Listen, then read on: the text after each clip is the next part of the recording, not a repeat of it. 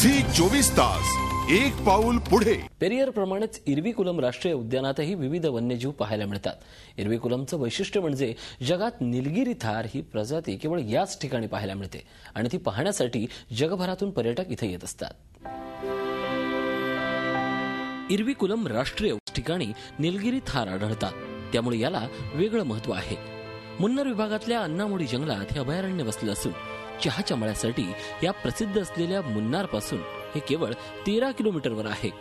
निलगिरी थार ही endemic प्रजाती असल्यामुळे पृथ्वीवर केवळ याच भागात आढळते।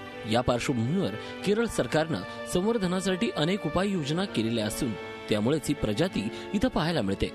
अभयारण्यात जाण्यासाठी पर्यटकांना केवळ तिथल्याच वाहनाचा वापर करता येतो।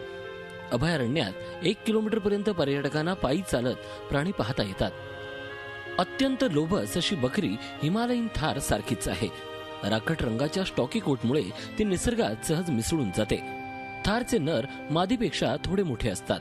नर आणि मादीला शिंग असली तरी नराला 16 इंच लांबीपर्यंत शिंग असतात। जून जुलै मेटिंग सीजन, फेब्रुवारी मार्च breeding season, south Indian highest peak Anamudi.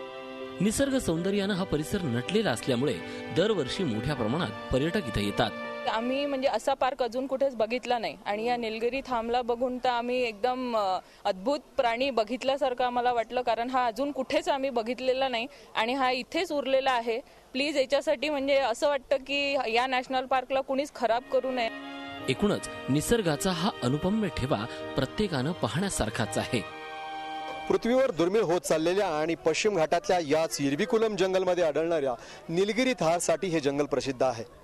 या प्राण्याचं संवर्धन केवळ भारतासाठी नाही तर संपूर्ण पृथ्वीसाठी महत्त्वाचं आहे।